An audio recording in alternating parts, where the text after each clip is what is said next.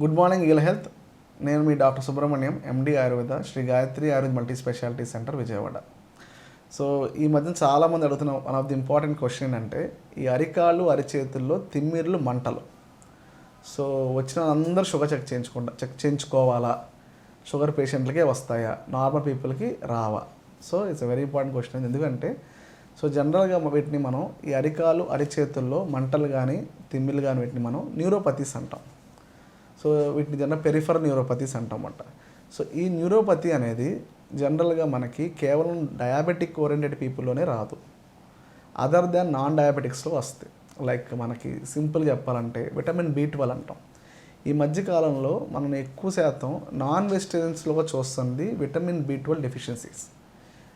మొత్తానికి ఏమో కానీ మన యొక్క డైజెస్ట్ సిస్టమ్, సో ఎక్కడైతే మన స్టమక్లో మనకి అబ్జార్బ్ అవ్వాలి B12 కానీ ప్రాపర్గా అబ్జార్ప్షన్ జరగట్లేదు.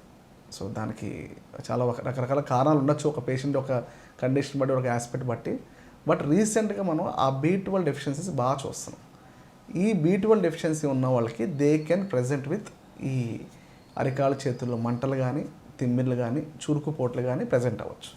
సో ఆ పేషెంట్స్ ఆ ఇబ్బంది ఉన్న ఆ ప్రాబ్లం ఉన్న వాళ్ళకి ఫస్ట్ లైన్గా మనం B12 కానీ డెఫిషియన్సీ చెక్ చేసుకొని దాన్ని కరెక్ట్ చేసే మార్గం మనం 2 రకాలుగా ఉంటుంది. 1 ఆహారం ద్వారా, 2 మెడిసిన్ ద్వారా, 3 పంచకర్మ ఆస్పెక్ట్స్, తర్వాత లైఫ్ స్టైల్ చేంజెస్.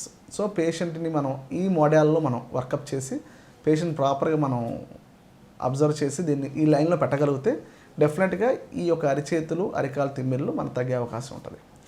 సో ఈ డయాబెటిక్ అయితే అట్లా, డయాబెటిక్ పేషెంట్స్లో మనకి ప్రోగ్రెషన్ అవ్వకుండా చూసుకోవాలి. ఎందుకంటే డయాబెటిక్ పేషెంట్స్లో మనకి డెఫినెట్గా వాళ్ళు ఒక 5 ఇయర్స్కో 10 ఇయర్స్కో వాళ్ళకి షుగర్ లెవెల్స్ కంట్రోల్ ఉన్నా లేకపోయినా కూడా కొంతమంది పీపుల్కి they can develop this diabetic neuropathy అంటాం.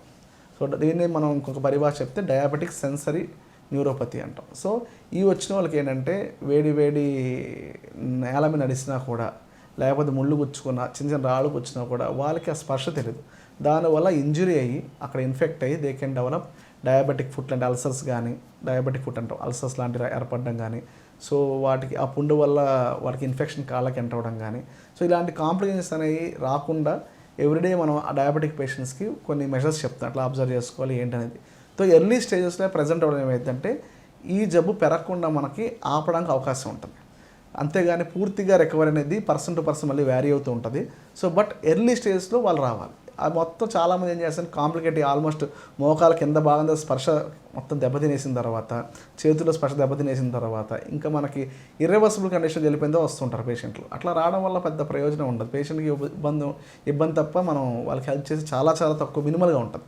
సో ఎర్లీ స్టేజెస్ ఇలాంటి డిటెక్ట్ అవుతుంది, ముందు డయాగ్నోస్ చేయించుకోండి. అసలు ఏ టైప్ ఆఫ్ ప్రాబ్లం ఇది B12 ఓరియంటేషన్ ఇష్యూవా లేదంటే డయాబెటిక్ ఓరియంటేషన్ ఇష్యూ అనేది మేజర్ చూస్తాం. ఇంకా అలా కాకుండా చాలా రకాల కారణాలు ఉంటాయి ఈ పెరిఫరల్ న్యూరోపతి రావడానికి, not only these things. But major ఈ జనరల్ ప్రాక్టీస్లో మీ ఎక్కువ చూసేది ఏంటంటే ఈ B12 డెఫిషియన్సీస్ను, తర్వాత డయాబెటిక్ ఓరియంటేషన్. సో వీటి గురించి మీకు ఏమైనా డౌట్స్ ఉన్నాయన్నా కూడా కంపల్సరీ కింద కామెంట్ బాక్స్ పిన్ చేయండి, నేను మీకు క్లారిఫై చేస్తాను. So thank you for watching eagle health. Thank you. Like and subscribe Eagle Health and Beauty.